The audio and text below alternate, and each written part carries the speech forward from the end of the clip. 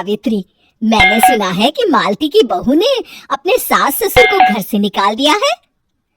अब क्या कहूँ, आजकल की बहुओं का कोई भरोसा नहीं है, कब क्या कर दे। मालती की बहू को देखकर कौन कह सकता था कि वो ऐसी निकलेगी। तू सही कहती है, आजकल की बहुओं को देख मुझे तो बड़ा डर लगता है। कहीं मेरी बहू भी ऐसी निकल गई तो। नहीं, मैं तो गांव की सीधी साधी लड़की से अपने बेटे की शादी करवाऊंगी। इस तरह एक दिन गायत्री अपने बेटे की शादी गांव में रहने वाली मीना नाम की लड़की से करवा देती है। ये लीजिए माँ जी, आपके लिए गर्मा गर्म नाश्ता और चाय। अरे वाह बहू, सच कह रही हूँ, जब से तू इस घर में आई है मुझे तो बड़ा आराम है।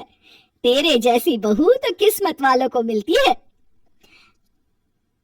का माँ जी, अब इतनी भी तारीफ मत करिए ना। धीरे धीरे मीना गायत्री की चहेती बन जाती है और मीना भी गायत्री को कभी शिकायत का मौका नहीं देती थी। फिर एक दिन, ये ले बहू, आज मैं बाजार से तेरे लिए साड़ी लाई हूँ। साड़ी देखते ही मीना का मुंह लटक जाता है। का माँ जी, ये भी कोई साड़ी है? ना, मुझे तो बिल्कुल पसंद नहीं आई। अरे लाना ही था तो कोई अच्छी महंगी वाली साड़ी ले आती मेरे लिए। आप तो ये सस्ती साड़ी उठा लाई। मुझे नहीं ना चाहिए आपकी ये साड़ी, आप ही पहनिए इसे। अरे ये क्या बहू, तू तो आजकल कुछ ज्यादा ही नखरे दिखा रही है। मैं इतने प्यार से तेरे लिए साड़ी लेकर आई हूँ और तू है कि उल्टा मुझे ही दो बातें सुना रही है। अरे माँ जी, आप अपने लिए तो बड़ी डिजाइनदार और महंगी महंगी साड़ियाँ खरीदती हैं और मेरे लिए ये सस्ती साड़ी ले आई।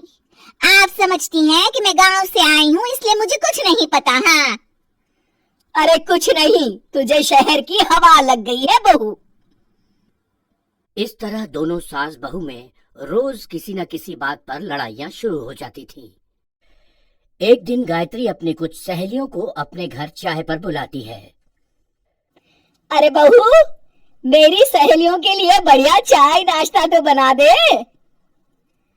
अरे माँ जी, अभी ना मेरे पास बिल्कुल भी समय नहीं है, मुझे ब्यूटी पार्लर जाना है। चाय नाश्ता आप ही बना लीजिए। हाँ, तू कब से ब्यूटी पार्लर जाने लगी है? शहर आए 2 दिन नहीं हुए और देखो महारानी के नखरे शुरू हो गए। बस भी करिए माँ जी, आपसे बहस करने के लिए मेरे पास ना बिल्कुल टाइम नहीं है। आपका क्या है, आप समझती हैं कि मैं गांव से आई हूँ तो मुझे कुछ नहीं आता, और आप जो रोज रोज मुझसे मेहमान नवाजी करवाती रहती हैं नौकरानी की तरह। मीना के कमरे में जाते ही, अरे ये क्या गायत्री, तू तो अपनी बहू की बड़ी तारीफ कर रही थी, लेकिन ये तो तुझे कुछ समझती ही नहीं। भाई मुझे तो लग रहा था कि तेरी बहू गांव की है तो सीधी सादी होगी, लेकिन इसने तो शहरी बहुओं को भी मात कर दिया। अपनी सहेलियों के सामने अपनी बेइज्जती होते देख गायत्री आग बबूला हो जाती है। अरे क्या शहर और क्या गांव, मेरी तो किस्मत ही फूटी थी जो मैं इसे बहू बना के ले आई। भगवान जाने आगे और क्या क्या करेगी। अब तो मुझे कुछ ठीक नहीं लगता, तू जरा संभल के रहना, कहीं मालती की तरह तेरा भी हाल बेहाल ना हो जाए। अच्छा, अब हम चलते हैं। अपनी सहेली की बातें सुनकर गायत्री थोड़ी घबरा जाती है। अरे ये सुशीला क्या बोलकर चली गई, कहीं इसकी बात सच ना निकल जाए। दूसरी तरफ मीना सारी बातें सुन लेती है। अगले दिन से गायत्री अपनी बहू से कोई काम करवाने से पहले 10 बार सोचती थी। ज्यादातर काम वो खुद ही कर लेती थी। अचानक अपनी सास में आए इस बदलाव को देख मीना, लाइए ना माँ जी, मैं कर देती हूँ ना काम। एक बात पूछूं माँ जी, आजकल ना आप बड़ी चुप चुप सी रहती हैं, और अब मुझसे झगड़ना तो दूर, मुझसे खुल के बात तक नहीं करती आप। कुछ नहीं बहू, ऐसे ही। मीना अपनी सास की मंशा भाप जाती है और मुस्कुराते हुए कहती है, अरे माँ जी, चिंता मत करिए, मैं आपको घर से नहीं ना निकालने वाली। ये डर आप अपने मन से निकाल दीजिए। अरे छोटे मोटे झगड़े तो हर घर में होते रहते हैं, चाहे कुछ भी हो जाए, आप मेरी सासू माँ हो।